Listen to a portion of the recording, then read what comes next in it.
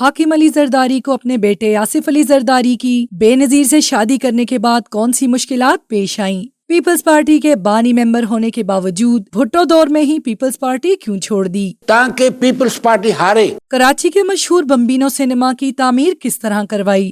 محترمہ بے نظیر بھٹو اپنے سسر کے بارے میں کیا کہتی ہیں؟ قیام پاکستان کے بعد ان پہلی چند شخصیات میں تھے جنہوں نے کراچی میں تعمیراتی کام شروع کرائے۔ بھٹو سے اختلافات کس وجہ سے ہوئے؟ انہیں قید کی صحبتیں کیوں برداشت کرنی پڑیں؟ دوبارہ پیپلز پارٹی کب اور کس کے کہنے پر جوائن کی؟ یاد ہے کہ یہ 8 گھنٹے کے لیے تھانے گیا تھا۔ آصف زرداری کی شادی بے نظیر سے کس طرح ہوئی اور اس دوران کیا مشکلات پیش آئیں؟ ان کو کئی مقدمات کا سامنا کیوں کرنا پڑا؟ اس کا ٹائم جو ہے تقریباً جیل میں کاٹا۔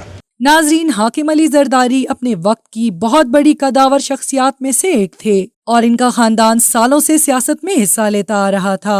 حاکم زرداری کے والد متحدہ ہندوستان میں بھی سیاست کرتے رہے تھے۔ حاکم زرداری نے سن 1960 میں سیاست میں شمولیت اختیار کی اور انہوں نے پیپلز پارٹی کے قیام کے وقت اس میں شمولیت اختیار کی اور پیپلز پارٹی کے بانی ممبرز بن گئے۔ وہ پیپلز پارٹی کے ٹکٹ سے 70 کی دہائی میں الیکشن میں بھی جیتے تھے، لیکن اس کے بعد بھٹو سے کچھ اختلافات کے باعث انہوں نے پیپلز پارٹی چھوڑ دی۔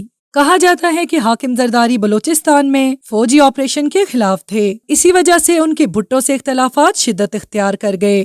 اسی وجہ سے حاکم علی زرداری کو قید کی صحبتیں برداشت کرنا پڑیں۔ جب بے نظیر بھٹو اپنے وطن واپس آئیں تو حاکم علی زرداری نے بی کا ساتھ دینے کا فیصلہ کیا اور دوبارہ پیپلز پارٹی جوائن کر لی۔ انہوں نے دوبارہ پیپلز پارٹی کے ٹکٹ پر الیکشن جیتا۔ اس کے کچھ عرصے بعد ہی بے نظیر اور آصف زرداری کی شادی طے پائی۔ بہت سے لوگوں نے حاکم زرداری کو اپنے بیٹے کی اس شادی سے روکا تھا کہ آپ اس شادی کی وجہ سے اسٹیبلشمنٹ اور بیوروکریسی کو اپنے پیچھے لگا رہے ہیں اور آپ زیر عتاب آ جائیں گے، لیکن حاکم علی زرداری نے کہا میں اس کی پرواہ نہیں کرتا بلکہ اپنے بیٹے کی خوشی میں خوش ہوں۔ شادی کے بعد واقعی حاکم علی زرداری سمیت زرداری خاندان زیر عتاب آیا اور 90 کی دہائی میں ان کے بیٹے اور بیوی سمیت ان پر کرپشن کے کیسز بنائے گئے اور تو اور ان کے اوپر آصف علی زرداری سمیت دیگر مقدمے بھی درج کیے گئے، جس میں وہ کافی لمبی قانونی جنگ لڑنے کے بعد عزت سے بری ہو گئے۔ 1997 کے بعد انہوں نے عملی سیاست سے کنارہ کشی اختیار کر لی۔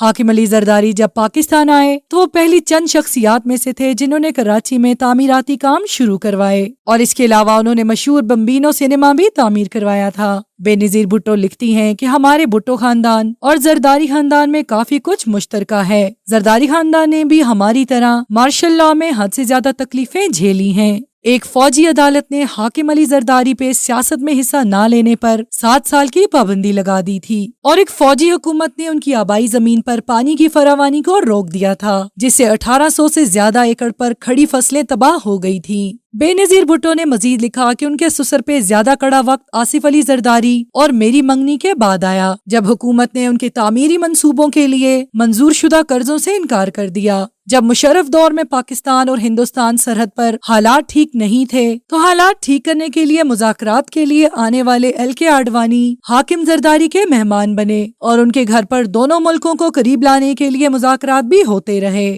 حاکم زرداری طویل علالت کے بعد مئی 2011 میں اس دنیا سے کوچ کر گئے اور وہ نواب شاہ میں ہی مدفون ہیں۔ To watch more videos, please subscribe to our channel and click the bell icon.